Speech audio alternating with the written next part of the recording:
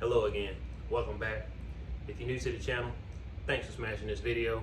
You could have been anywhere in the world, but you're right here camping out with us. If you're returning, it's so good to see you again. And as you can see, I'm gonna be transitioning from Dice Camp TV to Money Shot TV because that's what it's all about. It's about your shot making the money you need for you and the people around you. You're going to be able to develop a money shot from this channel.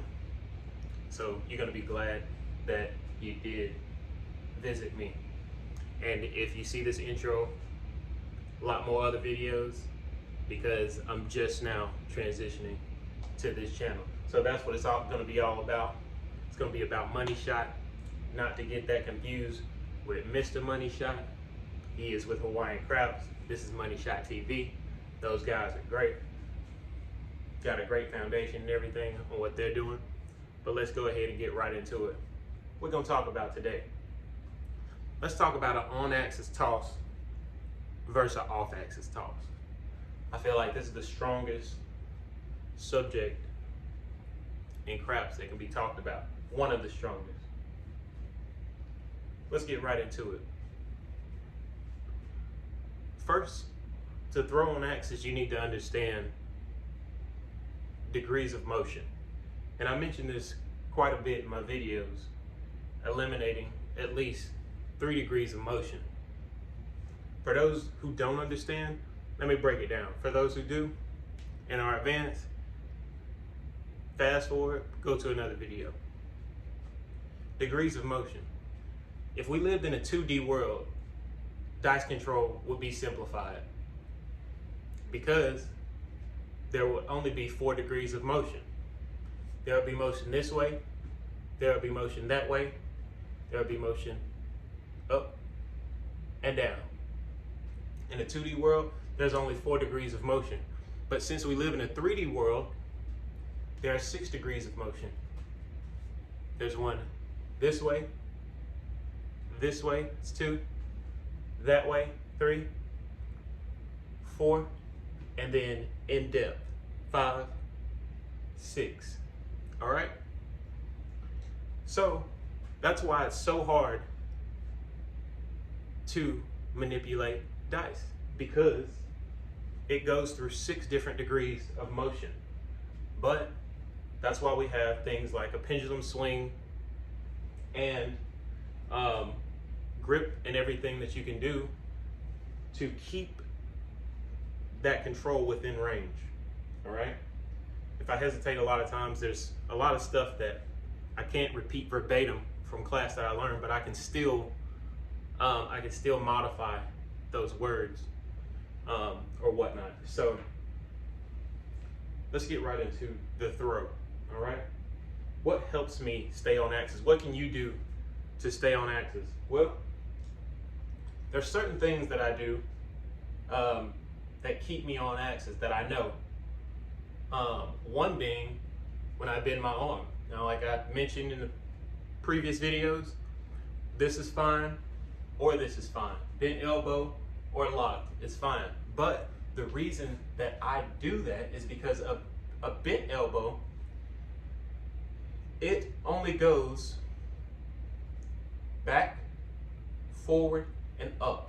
That's 3 degrees of motion. I've eliminated all the other ones. If I did this, I could go out just a tick. I could go out of range a tick. I could go here. You know, I could go all over the place. But if I bend at the elbow, it's just gonna do the same thing every time. Especially if I keep it still and if I keep everything else still and just bend at the elbow, it's gonna keep me within range. Another thing that I do is,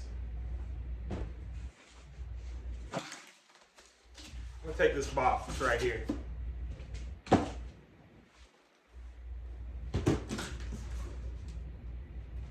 Another thing that I know how to do is, that I've disciplined myself and trained myself to do is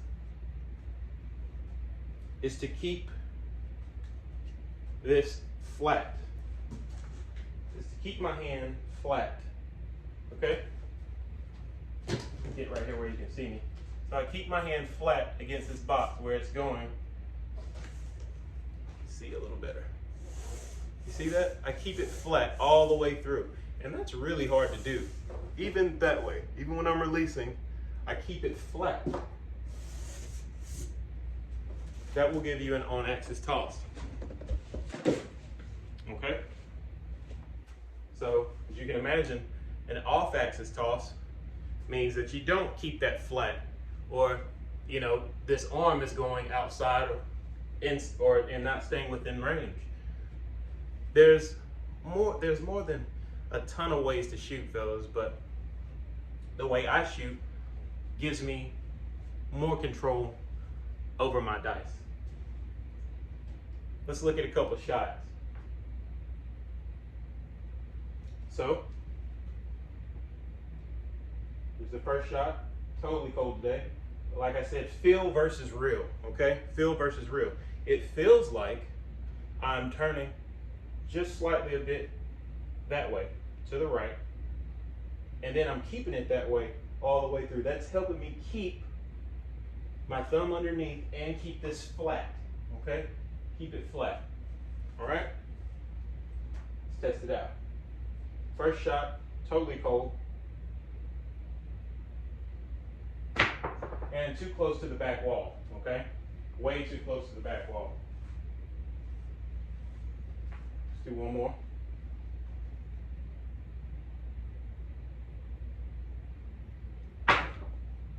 Okay, 3-1. Later on, I'm gonna try not to say too much in this video because this is just about on-axis tosses and off-axis tosses. Later on, I'm gonna put up a video to address the misdemeanors and felonies of your shot. So as you can already know, you probably want to address the felonies more so than you want to address the misdemeanors.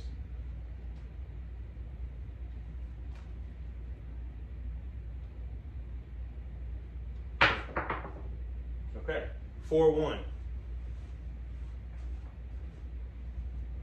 It's not that long of a video, not a lengthy video today. This is just about on and off-axis tosses. I'm planning to get shots of landing zones, but I'm gonna do that in another video so you can see where this is landing, how it's hitting. But this is just about staying on axis, and what you want to do that, like I said, is eliminate as many degrees of motion as possible.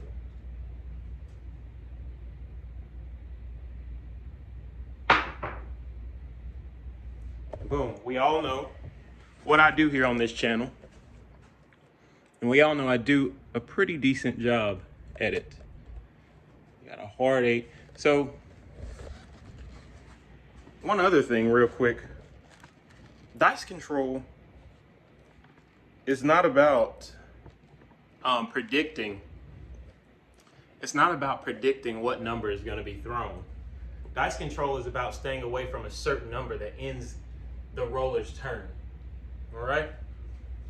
That's why you need a money shot. That's why you want to roll money numbers. That's why I roll with the hard way set, because even if it's an off-axis toss, it still goes to a money number, you know, the 6 or the 8 or the 9.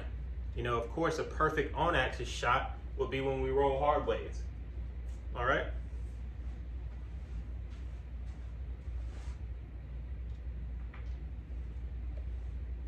As long as you're on axis, you can throw any way you want to.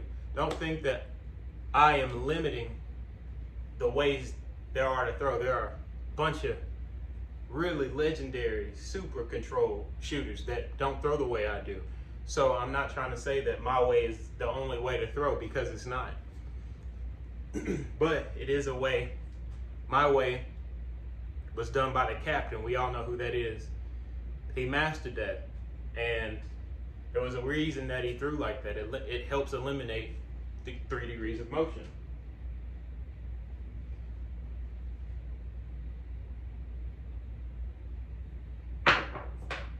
That one all over the table is 2-1.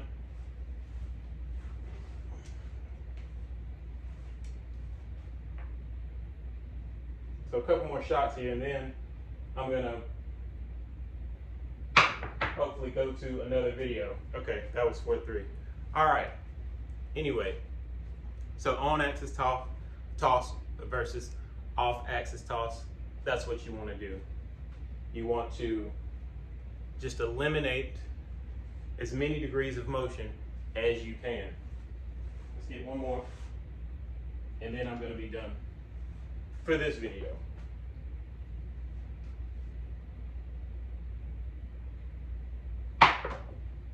All right, 1-1. But I'll show you this one because of the patterns. We can see how that hard 4 almost landed for me. It was a 1-1. But everything is in sync. Look where the 3 is. It's right there.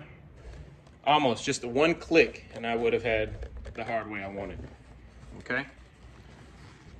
So.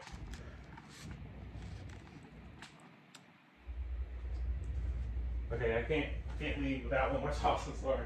I'm gonna do one more toss, and then go to a different video. Remember, I'm bending and not moving anything else. Turn to the right. I am imagining that something flat is right here, so my hand will stay flat against it all the way through. All right? You basically, on axis means swinging on plane. And where have we heard that terminology before? In what other sport? Can you guess? Golf, of course. They have to stay on plane all the way through. Not even all the way through. They have to stay on plane during the downswing, okay? They stay on plane during the downswing. During the downswing, it has to be on plane and all the way through. Same with dice. These dice have to be on plane at least when you hit the optimal impact position. They have to get on plane. If you take it back and your backswing is not on plane, you have to adjust to put them back on plane. These have to be square. You want these square throughout the whole swing. Just like you want a club face square throughout the whole swing. You have to have face awareness, dice face awareness, instead of club face awareness. Okay?